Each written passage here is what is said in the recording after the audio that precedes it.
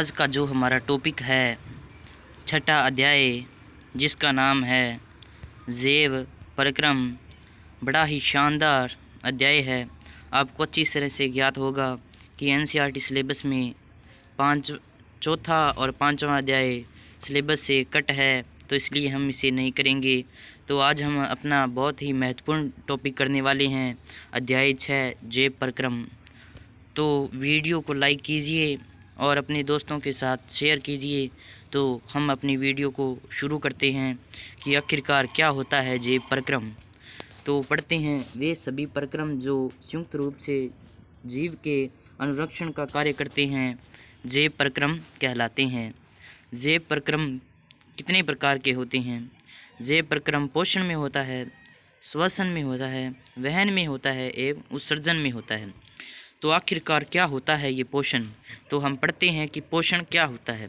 भोजन ग्रहण करना, पचे भोजन का अवशोषण करना, शरीर द्वारा अनुरक्षण के लिए उसका उपयोग पोषण कहलाता है। तो भोजन को ग्रहण करना, उसे पचे भोजन को अवशोषण करना और शरीर द्वारा अनुरक्षण किए गए उसका उपयोग पोषण कहलाता है। पोषण के आधार पर जीवों को 2 समूहों में बांटा गया है। पोषण के आधार पर जीवों को कितने समूह में बांटा गया है? 2 समूहों में बांटा गया है। तो आप यह देख सकते हैं कि पहला समूह है स्वपोषी पोषण और दूसरा समूह है विषमपोषी पोषण। तो हम पढ़ते हैं कि आखिरकार स्वपोषी पोषण क्या होता है। तो पोषण का वह तरीका जिसमें जीव अपने आसपास के वातावरण में उपस्थित सरल अजैव पदार्थ जैसे CO2, पानी और सूर्य प्रकाश आदि अपना भोजन सव्य बनाते हैं। तो स्वपोषी पोषण का अर्थ है वे जीव जंतु जो अपना भोजन सव्य बनाते हैं उन्हें स्वपोषी पोषण कहते हैं। और भोजन में उपयोग में ली गई चीज़ें जैसे कि CO2, कार्बन डाइऑक्साइड, जल का उपयोग, सूर्य के प्रकाश आदि का उपयोग करके ये अपना भोजन सव्य बनाते हैं। उदाहरण के तौर पर हरे पौधे प्रकाश संश्लेषण के द्वारा अपना भोजन सव्य बनाते हैं। अब पढ़ते हैं हम विषमपोषी। तो विषमपोषी पोषण का वह तरीका जिसमें जीव अपना भोजन स्वयं नहीं बना सकता बल्कि अपने भोजन के लिए अन्य जीवों पर निर्भर होता है, जैसे मानव और अन्य जीव।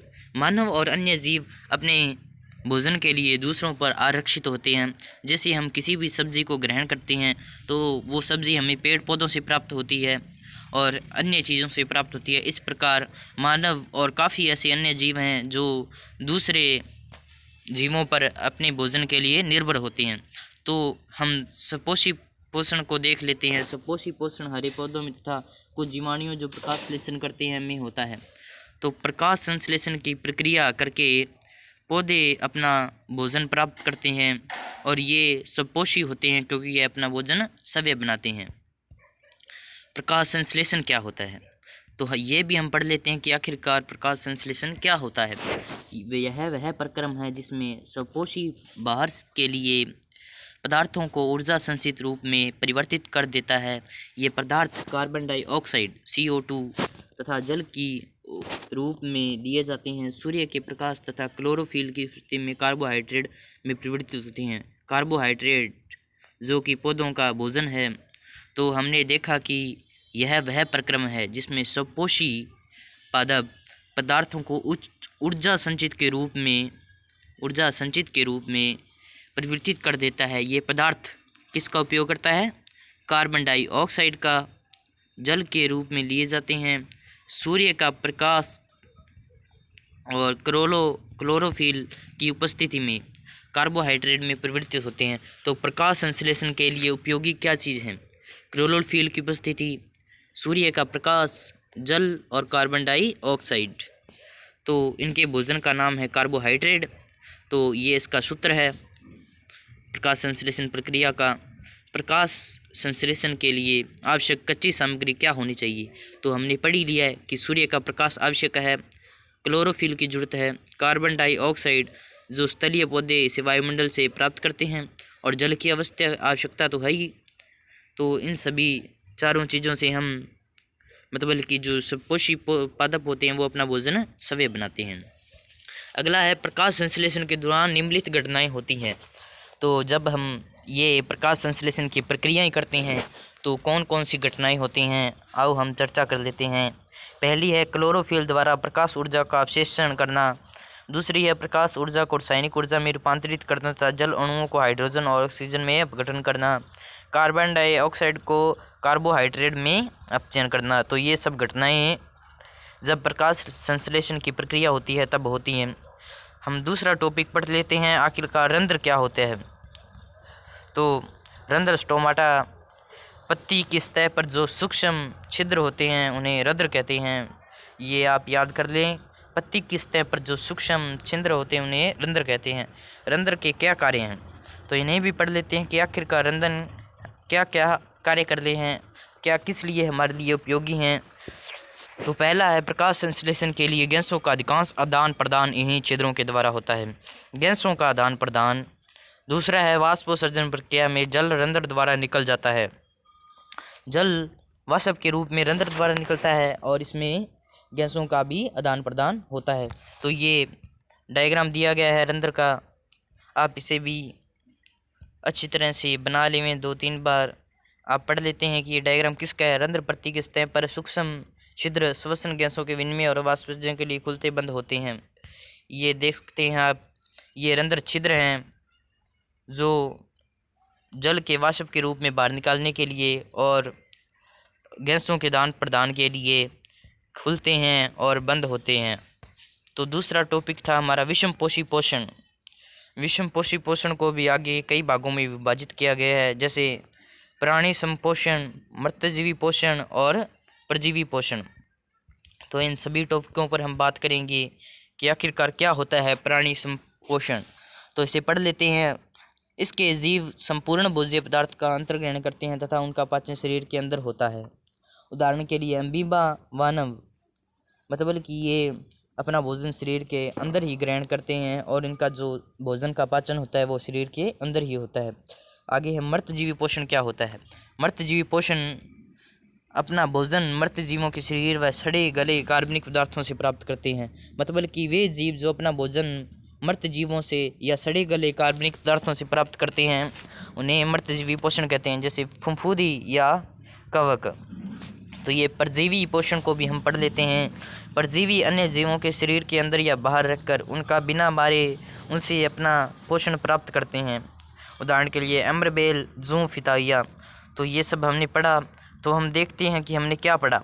तो सबसे पहले हमने पढ़ा जैव परिक्रम क्या होता है, उसके बाद उसके प्रकारों स्वपोषी और विषमपोषी के बारे में पढ़ा, उसके बाद समपोषी के कुछ उदाहरण पढ़े। इसके बाद हम विषमपोषी के टॉपिक पर चल रहे हैं जिनके 3 प्रकार होते हैं जिन्हें हमने पढ़ लिया है। तो आगे चलते हैं अमीबा में पोषण। अमीबा में आखिरकार पोषण कैसे होता है।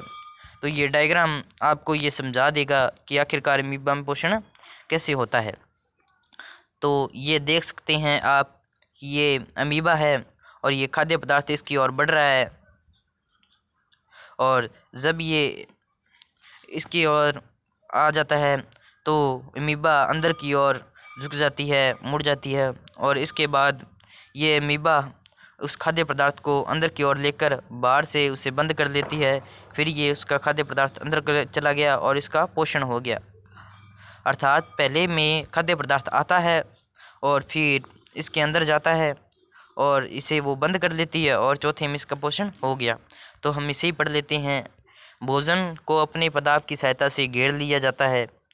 खाद्य रिक्तका और खाद्य रिक्तका में जटिल पदार्थों का विघटन सरल पदार्थों में किया जाता है, मतलब किसी सरल अणु में परिवर्तित किया जाता है। बचा हुआ अपच कोशिका की सतह की ओर गति करता है और ये पदार्थ शरीर से बाहर निष्कासित कर दिया जाता है। इस प्रकार अमीबा में पोषण होता है। अब हम पढ़ते हैं पैरामीशियम में पोषण कैसे होता है। ये हमने पढ़ा अमीबा में, अब पढ़ते हैं पैरामीशियम में।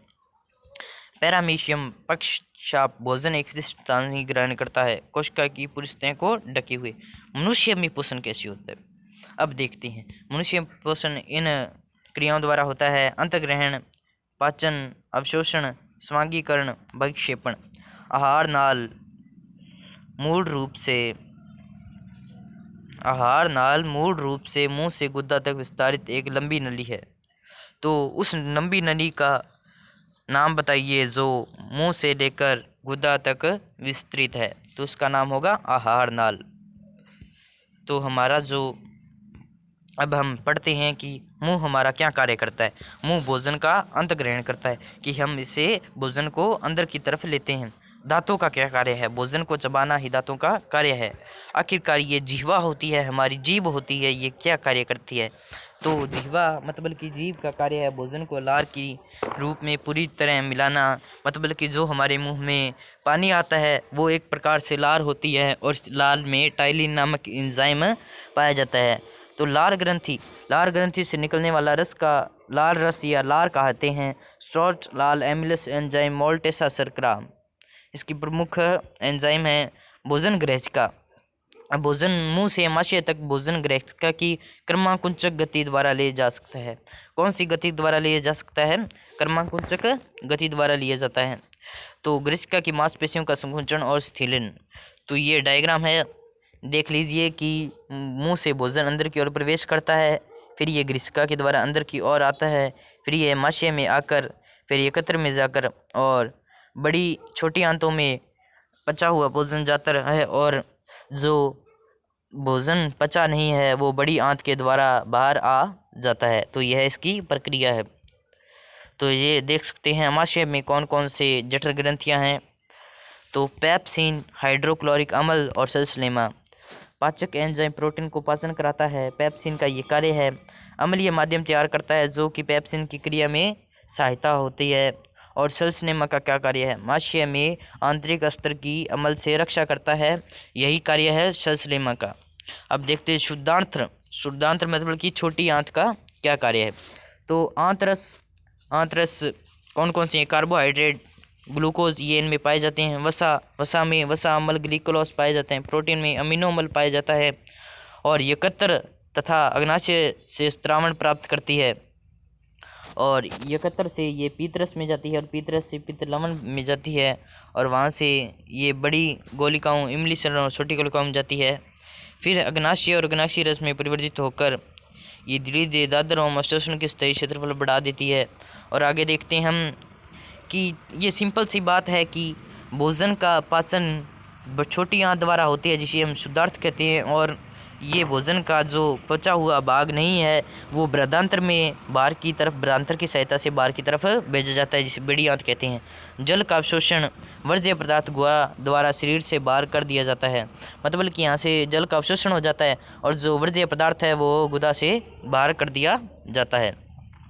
तो श्वसन की प्रक्रिया को भी हम देख लेते हैं। आखिरकार हम श्वसन लेते हैं, वह प्रक्रिया किस प्रकार होती है?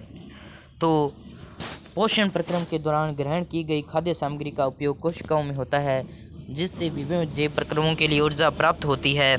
ऊर्जा उत्पादन के लिए कोशिकाओं में भोजन के विखंडन को कोशिका श्वसन कहते हैं। तो बिल्कुल सिंपल सी परिभाषा, ऊर्जा उत्पादन के लिए कोशिकाओं में भोजन के विखंडन को कोशिकीय उस श्वसन कहते हैं। भिन्न पथों द्वारा ग्लूकोज का विखंडन। तो ये ग्लूकोज का सूत्र है C6H12O6। तो हमने देखा कि ये सूत्र है, इसे याद कर लें आप, ग्लूकोज का C6H12O6 जिसमें 6 C होते हैं। तो आगे हम चलते हैं श्वसन के प्रकार। श्वसन के कौन कौन से श्वसन के प्रकार हैं? पहला है वायवीय श्वसन और अवायवीय श्वसन। तो वायवीय श्वसन क्या होता है इसके बारे में हम पढ़ लेते हैं कि वायवीय श्वसन ऑक्सीजन की उपस्थिति में होता है। वह श्वसन जो ऑक्सीजन की उपस्थिति में होता है वो वायवीय श्वसन होता है। दूसरा है ग्लूकोज का पूर्ण उपचयन होता है, कार्बन डाइऑक्साइड, पानी और ऊर्जा मुक्त होती है। तीसरा है यह कोश का द्रव्य माइटोकॉन्ड्रिया में होता है। वायवीय श्वसन कोश का द्रव्य व माइटोकॉन्ड्रिया में होता है और अधिक ऊर्जा उत्पन्न करता है। यह अधिक ऊर्जा उत्पन्न करता है। वायवीय श्वसन का उदाहरण है मानव वायवीय श्वसन का उदाहरण है। और अवायवीय श्वसन पढ़ते हैं, यह ऑक्सीजन की अनुपस्थिति में होता है। और दूसरा है ग्लूकोज का पूर्ण उपचयन होता है, और जिसमें एथेनॉल, लैक्टिक अम्ल, कार्बन डाइऑक्साइड और ऊर्जा मुक्त होते हैं। यह केवल कोश का द्रव्य होता है। मतलब कि जो हमारा वायवीय श्वसन है वो तो कोश का द्रव्य व माइटोकॉन्ड्रिया में होता है, परंतु जो अवायवीय श्वसन है वो केवल कोश का द्रव्य में होता है। कम ऊर्जा उत्पन्न होती है, इसमें कम ऊर्जा उत्पन्न होती है। उदाहरण के तौर पर हम यीस्ट को ले सकते हैं अवायवीय श्वसन का उदाहरण। मानव श्वसन तंत्र में सबसे पहले नासाद्वार द्वारा वायु ग्रसनी में जाती है, उसके बाद कंठ में जाती है, फिर श्वास नली से होती हुई श्वसनी में जाती है और धीरे धीरे श्वसनियों से फेफड़ों में जाती है। फिर ये कुपिकाओं में विसर्जित होकर रुधिर वाहिकाओं के द्वारा जाती है। तो आप इस डायग्राम को देख सकते हैं कि हमारी जो ऑक्सीजन ले रहे हैं वो पहले मुख्य द्वारा नासाद्वार द्वारा ग्रसनी में जाती हुई कंठ में जाती है, फिर ये फेफड़ों में जाती हुई अनेक कुपिकाओं में विभाजित हो जाती है, जहाँ से ये रुधिर वाहिकाओं में जा पड़ती है। तो ये डायग्राम बहुत ही इम्पोर्टेंट डायग्राम है, तो आप इसे 2-3 बार बना लें जिससे आप इसको अच्छी तरह से बनाना सीख लें। तो मानव की श्वसन क्रिया आखिरकार कैसे होती है इसे भी हम पढ़ लेते हैं। तो मानव श्वसन अंत श्वसन और उच्च श्वसन में होता है। तो अंत श्वसन के दौरान वक्षीय गुहा फैलती है, पसलियों से संलग्न पेशियां सिकुड़ती है, वक्ष ऊपर की ओर बाहर की ओर गति करता है, गुहा में वायु दाब कम हो जाता है और वायु फेफड़ों में बढ़ती है। तो इस प्रकार अंत श्वसन होता है। और उच्च श्वसन है, वक्षीय गुहा अपने मूल आकार में वापस आ जाती है, पसलियों की पेशियां स्थिर हो जाती हैं, वक्ष अपने स्थान पर वापस आ जाता है, गुहा में वायु का दाब बढ़ जाता है और वायु कार्बन डाइऑक्साइड फेफड़ों से बाहर हो जाती है। तो अंत श्वसन होता है सांस द्वारा वायुमंडल से गैसों को अंदर ले जाना। उच्च श्वसन होता है फेफड़ों में वायु या गैसों को बाहर निकालना। स्थलीय जीव किसे कहते हैं? श्वसन के लिए वायुमंडल से ऑक्सीजन का उपयोग करते हैं। स्थलीय जीव होते हैं वो श्वसन के लिए ऑक्सीजन का उपयोग करते हैं जो कि वो वायुमंडल से प्राप्त करते हैं। जो जीव जल में रहते हैं वह किसे श्वसन करते हैं? वे जल में विलेय ऑक्सीजन का उपयोग करते हैं। जल में विलेय ऑक्सीजन का उपयोग करते हैं। कुपिका, रक्त व ऊतकों के बीच गैसों का आदान प्रदान कैसे होता है? तो आप इसे पढ़ लें। इसके बाद हम आते हैं स्वहन मनुष्य में भोजन, ऑक्सीजन एवं अन्य आवश्यक पदार्थों को निरंतर आपूर्ति करने वाला तंत्र स्वहन तंत्र कहलाता है। तो स्वहन तंत्र किसे कहते हैं? मनुष्य में भोजन, ऑक्सीजन एवं अन्य आवश्यक पदार्थों को निरंतर आपूर्ति करता है, जो हमें उन्हें पूर्ण करता है या हमें उसकी आवश्यकता को पूरी करता है, उसे हम स्वहन तंत्र कहते हैं। मानव स्वहन तंत्र के मुख्य अवयव इस प्रकार हैं। तो पहला है हृदय और रक्त नलिकाएं, धमनी, शिरा, वहन माध्यम, रक्त व लसिका। तो आगे हम बढ़ते हैं कि आखिरकार रक्त ठोस अवयव होते हैं, द्रवीय अवयव होते हैं। लाल रक्त कणिकाएं, WBC, RBC, रक्त प्लेटलेट्स। तो आप इसे पढ़ लेंगे। रक्त वाहिका पढ़ते हैं हम, धमनी और शिरा। ऑक्सीजन रुधिर को हृदय से शरीर के विभिन्न अंगों तक ले जाना, अपवाद फुफ्फुस धमनी। मतलब कि अपवाद फुफ्फुस धमनी का काम है ऑक्सीजन रुधिर ऑक्सीकृत, मतलब कि ऑक्सीजन से मिला हुआ रुधिर को शरीर के विभिन्न अंगों ऊतकों तक ले जाना। तो दूसरा कार्य है इसका, धमनी की भित्ति मोटी व अधिक लचीली होती है। धमनी की भित्ति मोटी और अधिक लचीली होती है, इसमें वॉल्व नहीं होते, यह स्थायी नहीं है, ऊतकों के नीचे पाई जाती है। यह स्थायी नहीं होती है, यह ऊतकों के नीचे पाई जाती है। अब शिरा के बारे में पढ़ लेते हैं। शिराएं विविध अंगों से अनॉक्सीकृत रुधिर एकत्रित करके वापस हृदय में लाती हैं। अपवाद फुफ्फुस शिरा, मतलब कि जो अपवाद फुफ्फुस धमनी का कार्य है ऑक्सीजन रुधिर को हृदय से विभिन्न अंगों तक पहुंचाना, और शिरा का कार्य है कि इन्हें पुनः अनॉक्सीकृत रुधिर को हृदय में लाना। दूसरा है शिरा की भित्ति कम मोटी एवं कम लचीली होती है, इसमें वॉल्व होते हैं, यह स्थायी होती है। मतलब कि धमनी शिरा की बिल्कुल प्रतिवर्तित है। तो आप इस डायग्राम को देख सकते हैं, बहुत ही आसान और सिंपल डायग्राम है कि हमारे फेफड़ों से वायु बाएं अलिंद में आती है और बाएं अलिंद से यह बाएं नील्य में जाती है, और बाएं नील्य से पंप करने के पश्चात ये हृदय से शरीर के विभिन्न अंगों तक पहुंचाता है, जो कि O2 युक्त होती है, ऑक्सीजन युक्त होती है। उसके बाद ये जो CO2 वायु होती है अनॉक्सीकृत, वो पुनः दाएं अनिल में जाती है। दाएं अलिंद में जाने के बाद यह अलिंद इसे दाएं नील्य में भेजता है, जिसके द्वारा ये पंप कर पुनः फेफड़ों में चली जाती है। तो ये फुफ्फुस शिरा विऑक्सीजन रुधिर को इसके हार्ट के अंदर लेकर आता है, और ये धमनी इसे ऑक्सीजन को उस रुधिर के अंदर लेकर जाती है शरीर के विभिन्न अंगों पर। और ये एक शिरा है, प्रमुख शिरा महाशिरा, जो CO2 गैस या वियोक्सिनिकृत रुधिर को वापस हृदय में लेकर जाता है और फिर धमनी इसे फेफड़ों में ले जाने का कार्य करती है। तो बहुत ही अच्छा मानव शरीर का रुधिर परिसंचरण दर्शाने के लिए रेखा चित्र किया गया चित्र है। मानव हृदय एक पंप की तरह कार्य करता है जो सारे शरीर में रुधिर का परिसंचरण करता है। तो प्रश्न आ सकता है, रुधिर का परिसंचरण करने के लिए मानव शरीर में कौन से तंत्र का उपयोग जाता है? तो इसका नाम है हृदय।